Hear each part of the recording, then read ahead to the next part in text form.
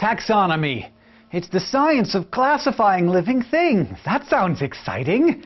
Today, we'll basically be learning the Dewey Decimal System of evolution. It's like filing. You must be on the edge of your seat. Okay, shut up. When it comes down to it, this science doesn't just categorize organisms. When you look a little deeper, you realize it's telling the story of all life on Earth, and it's a pretty good story.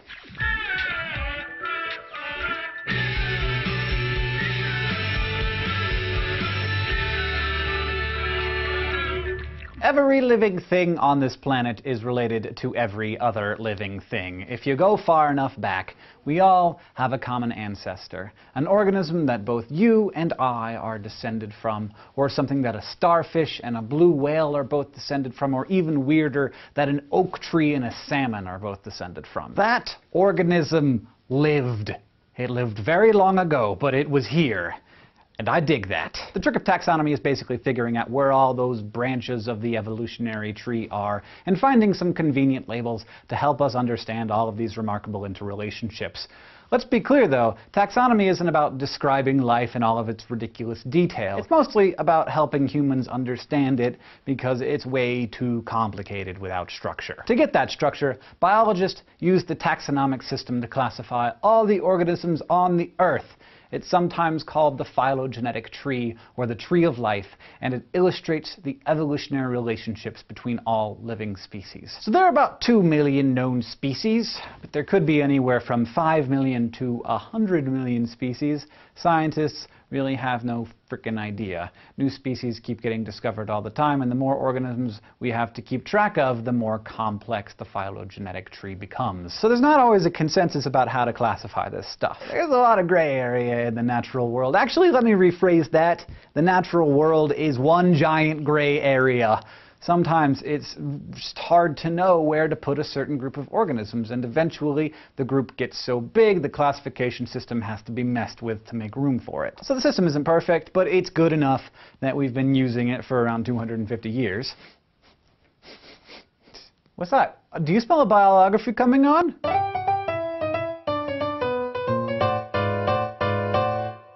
Carl Linnaeus was a Swede, born in 1707, and early in his career as a botanist, he realized that the botanical nomenclature of 18th century Europe was, well, just crap. For instance, in his day, the formal name of a tomato plant was Solanum caule inerme herbaceofolis pinnatus incisus racemus simplicibus. Linnaeus actually said, "Once I shudder at the sight of most botanical names given by modern authorities." Not only did the sloppiness bother him, he saw a whole sugar storm blowing in, because new plants were still being discovered in Europe. But that was nothing compared to the crazy stuff that was coming from the New World. Linnaeus saw that pretty soon naming conventions were just going to collapse under all these new things to name, and then what? So Linnaeus famously started off by naming himself. He came from a peasant family, and at that time surnames were just for rich people. So when Carl went to college, they asked him for his surname, and he just made one up, Linnaeus, after the linden trees that grew on his family's homestead. Linnaeus got a medical degree and became a professor at Uppsala University, where he devoted himself to the study of nomenclature. He had his students go to places and bring back specimens for him to study and categorize. The method he eventually adopted was based on morphology, or physical form and structure. This wasn't necessarily a new idea. Back then, people grouped organisms by analogous or homoplastic traits, structures that appear similar but actually come from completely independent origins. By this definition, birds would be more closely related to butterflies than to reptiles, because both birds and butterflies can fly. But Linnaeus had a good mind for this stuff and turned out to have a real knack for choosing actual homologous traits for his classification system, traits that stem from a common evolutionary ancestor. Linnaeus, of course, didn't know jack about evolution. Darwin wouldn't come around for another 100+ years. But he intuited that some traits were more important than others. For instance, he was struck by the fact that reproductive apparatus seemed to be a good way of classifying plants. He also caused a bit of a scandal by classifying class Mammalia based on the female abilities to produce milk from their nipples, because apparently that was pretty racy stuff back then. In his lifetime, Linnaeus cataloged roughly 7,700 plants and 4,400 animals. He published his classifications in a catalog called Systema Naturae, which by the time he wrote its 12th edition was 2,300 pages long. In the meantime, Linnaeus actually adopted a personal motto: God created, Linnaeus organized. Although taxonomy has come a long way since Linnaeus, we still use a bunch of the conventions that he invented. For instance, we still arrange things into taxa, or groups of organisms, and we still use the same taxa as Linnaeus: kingdom, phylum, class, order, family, genus, and species. We also still use Linnaeus's convention of binomial nomenclature, using a unique two-part name for every species, the genus and its species name, in Latin or sort of Latin-ish. This practice actually started back in the Middle Ages, when educated people were expected to know Latin. We know a lot less Latin now, but we know a lot more about evolution, which Linnaeus didn't.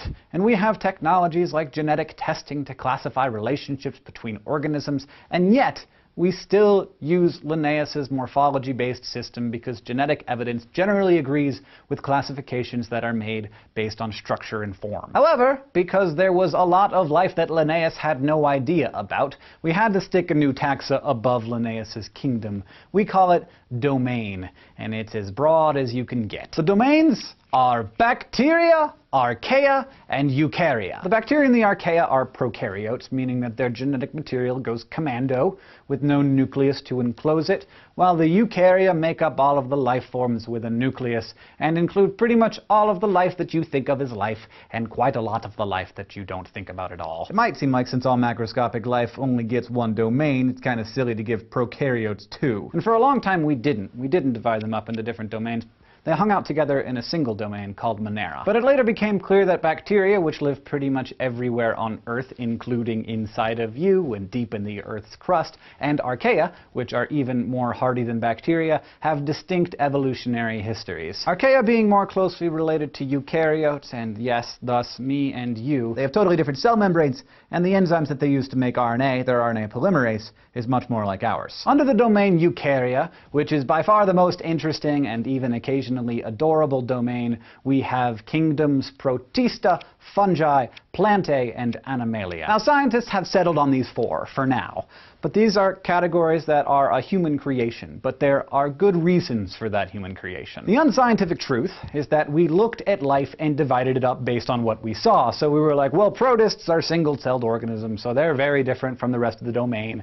And plants get their energy from the sun, and fungi look and act very different from plants and animals, and, you know, we already know what animals are, so they have to get their own kingdom. And those scientists are sometimes loath to admit it, that system of just looking and dividing things up actually worked pretty well for us. Not perfectly, but pretty well. But there's a reason why this worked so well. Evolutionarily, there are actual categories. Each of these kingdoms is a huge branch in the tree of life. At each branch, an evolutionary change occurred that was so massively helpful that it spawned a vast diversity of descendants. Plants, or plantae, are the autotrophs of the domain eukarya. Autotrophs meaning that they can feed themselves through photosynthesis, of course. They're cellulose-based cell walls and chloroplasts, giving them a distinct difference from all other multicellular life. There are two other sorts of trophs. There's the heterotrophs, which get their energy by eating other organisms, and the chemotrophs, which are weird and crazy and only show up in bacteria and archaea, and they get their energy from chemicals. Now, the kingdom Protista is weird because it contains both autotrophs and heterotrophs. Some protists can photosynthesize while others eat living things. Protists are basically a bunch of weird eukaryotic single-celled organisms that may or may not be evolutionarily related to each other. Scientists are still trying to figure it out. Some are plant-like, like algae, some are more animal-like, like amoebas, and some are fungus-like, like slime molds. Protists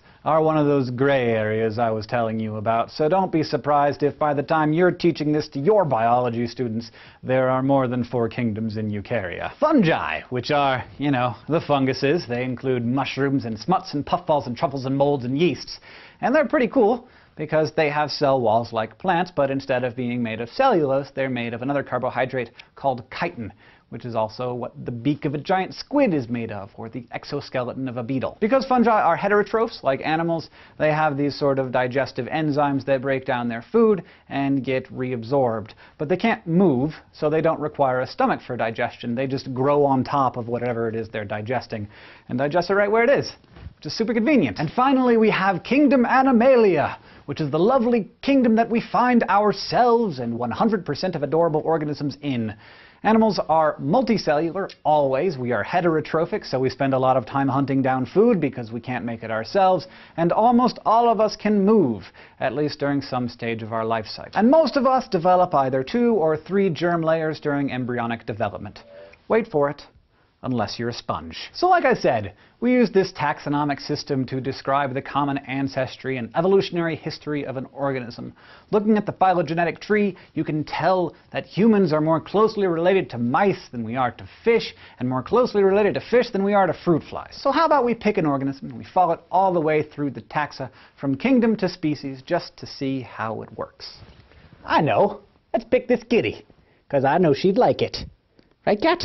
So kitties have cells that have nuclei and membrane-surrounded organelles, and they're multicellular and heterotrophic and have 3 germ layers of cells when they're embryos, so they're in the kingdom Animalia. And they have a spinal cord running down their backs protected by vertebra and discs in between them, and they have a tail that doesn't have a butthole at the end of it like a worm, which I'm really glad about. And that puts her in the phylum Chordata. Kitty clearly does not like this, so I'm going to put her down now. And the kitty lactates. It gives birth to young like a cow instead of laying eggs like a chicken.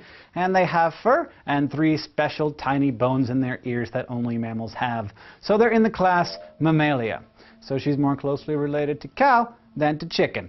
Good to know. And like a bunch of other placental mammals that eat meat like weasels, the mustelids, and dogs, the canines, kitties are in the order Carnivora. And they're in the cat family, Felidae, whose members have lithe bodies and roundish heads, and except for cheetahs, retractable claws. And they're littler than tigers and panthers, which puts them in the genus Felis. And then at the level of the species, the descriptions get pretty dang detailed. So let's just say that you know what a cat is. So the species name is Catus. And look at that! Felis catus. No, kitty, I could have that whole thing cross-stitched onto a pillow for you to sleep on. It would be cute. Thank you for watching our taxidermy taxonomy episode of Crash Course Biology. We hope that you learned something. Thanks to everybody who helped put this episode together. If you have any questions for us, please leave them on Facebook or Twitter in the comments below, and we will get to them hopefully very quickly. We'll see you next time.